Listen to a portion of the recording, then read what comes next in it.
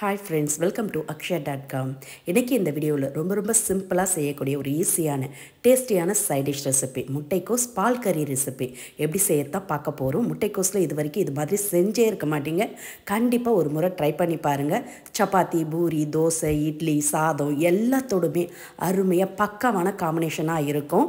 இது இடியாப்பம் ஆப்பத்துக்கு கூட சூப்பராக இருக்குங்க. செய்யறதுக்கு அதிக நேரம் எடுக்காது. ரெண்டே விசில் தாங்க. ஒரு தடவை செஞ்சிட்டிங்கன்னா இனி அடிக்கடி செய்ய சொல்லி கேட்பாங்க. வாங்க இந்த டிஃப்ரெண்ட்டான ஈஸியான சைட் டிஷ் ரெசிபி எப்படி செய்யறதுன்னு பார்க்கலாம்.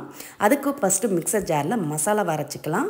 2 பத்து அளவுக்கு தேங்காவை பொடியாக கட் பண்ணி சேர்த்துக்கங்க. கூடவே 2 பச்சை மிளகாய் சேர்த்துட்டு இதோட ஒரு 5-6 முழு முந்திரி சேர்த்துக்கங்க. உடைச்ச முந்திரியாக இருந்ததுன்னா ஒரு 10 சேர்த்துக்கங்க. கூடவே 2 டேபிள் ஸ்பூன் அளவுக்கு பொட்டுக்கடலை சேர்த்துட்டு இதோட அரை டீஸ்பூன் சோம்பு சேர்த்துக்கங்க. சேர்த்து கொஞ்சமாக தண்ணி விட்டு நல்ல மைய திக்கான பேஸ்ட்டை அரைச்சி எடுத்துக்கங்க. இந்த அளவுக்கு நல்ல மைய அரைச்சி எடுத்து வச்சுக்கோங்க. அப்படியே இருக்கட்டும். இப்போ செய்யறதுக்கு ப்ரெஷர் குக்கரை சூடு பண்ணியிருக்கேன். அதில் ஒரு 3 டேபிள் ஸ்பூன் அளவுக்கு எண்ணெய் ஊற்றிக்கங்க. கொஞ்சம் எண்ணெய் கூட சேர்த்திங்கன்னா தான் நல்லாயிருக்கும். சேர்த்து சூடானதும் அரை டீஸ்பூன் சோம்பு, அரை டீஸ்பூன் ஜீரகம், கூடவே ஒரு பிரிஞ்சலை, கல்பாசி கொஞ்சம் சேர்த்துக்கங்க. சேர்த்து எல்லாம் நல்லா பொரிஞ்சு வரட்டும்.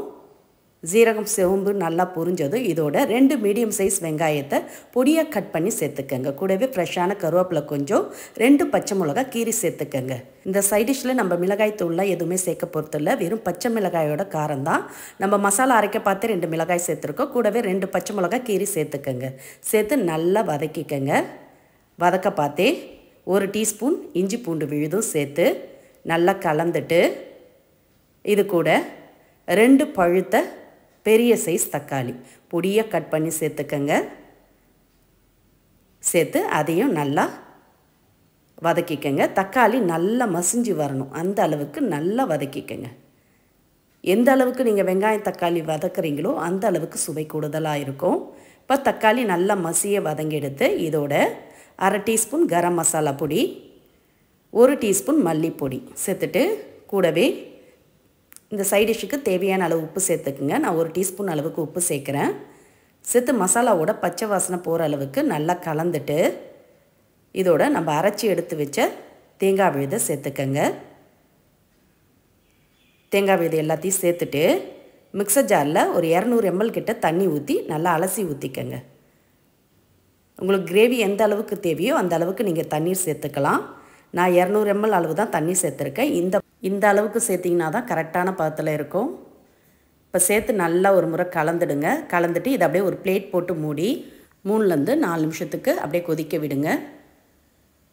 சரியாக 4 நிமிஷம் ஆன பிறகு திறந்து பார்த்துக்கங்க. எண்ணெய்லாம் பிரிஞ்சு வந்து கொஞ்சம் திக்காக இருக்குது. இந்த அளவுக்கு கொஞ்சம் திக்கான பதம் வந்த பிறகு இதோட நம்ம கட் பண்ணி வச்சுருந்த முட்டைக்கோஸ் எல்லாத்தையும் சேர்த்துக்கலாம்.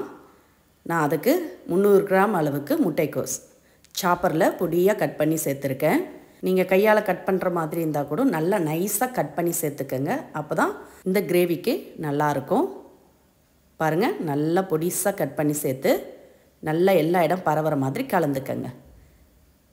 முட்டைக்கோஸ் வெந்த பிறகு தண்ணீர் பிரிஞ்சு வரும். அதனால் எக்ஸ்ட்ரா தண்ணிலாம் சேர்க்க வேண்டியதில்லை. இந்த அளவுக்கு நல்லா கலந்துட்டு கடைசியாக உப்பு கரெக்டாக இருக்கான்னு செக் பண்ணிக்கோங்க. உப்பு கம்மியாக இருந்ததுன்னா சேர்த்து கலந்துக்கங்க. கலந்துட்டு இதோட ஃப்ரெஷ்ஷான கொத்தமல்லி புதினா இருந்ததுன்னா பொடியாக கட் பண்ணி சேர்த்து நல்லா கலந்துட்டு ப்ரெஷர் குக்கரை மூடிக்கலாம். இப்போ அப்படியே ப்ரெஷர் குக்கரை மூடி அடுப்பை மீடியம் ஃப்ளேமில் வச்சு ஒரு 2 விசில் வர விட்டு அடுப்பை ஆஃப் பண்ணிக்கோங்க. 2 விசில் வந்தாலே போதும். நல்ல மணமான சுவையான முட்டைக்கோஸ் பால் கறி ரெடி ஆகிடும். இப்போ 2 விசில் வரட்டும். விசில் வந்த பிறகு அடுப்பை ஆஃப் பண்ணிவிட்டு ப்ரெஷர் பூரா கம்ப்ளீட்டாக இறங்கினதும் திறந்துக்கலாம். அவ்வளோதாங்க. ரொம்ப சிம்பிளாக செய்யக்கூடிய ஒரு ஈஸியான சைட் டிஷ் ரெடி ஆகிடுது. பக்கத்து வீடு வரைக்கும் வாசம் வரும். அந்த அளவுக்கு நல்ல சூப்பரான சுவையில் முட்டைக்கோஸ் பால் கறி ரெடி. கடைசியாக ஃப்ரெஷ்ஷான கொத்தமல்லி இலைகள் பொடியாக கட் பண்ணி சேர்த்து கலந்துட்டு சுட சுட பரிமாறலாம். இது மாதிரி செஞ்சு கொடுத்தீங்கன்னா போதும் 10 சப்பாத்தி பூரி கூட கேட்டு வாங்கி சாப்பிடுவாங்க. அந்த அளவுக்கு அருமையாக இருக்கும். யோட இட்லியோட சாதத்தோடு சேர்த்து சாப்பிட்லாம். சூப்பராக பிரமாதமாக இருக்கும். நீங்கள் இடியாப்பம் செஞ்சாலும் சரி, ஆப்பம் செஞ்சாலும் சரி, மறக்காமல் இந்த முட்டைக்கோஸ் பால் கறி ரெசிப்பியை கண்டிப்பாக இதே மாதிரி இதே அளவுகளோட ட்ரை பண்ணி பாருங்கள்.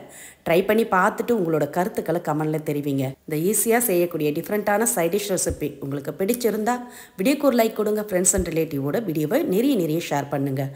மறக்காமல் நம்ம சேனலையும் சப்ஸ்கிரைப் பண்ணிடுங்க. நன்றி, வணக்கம்.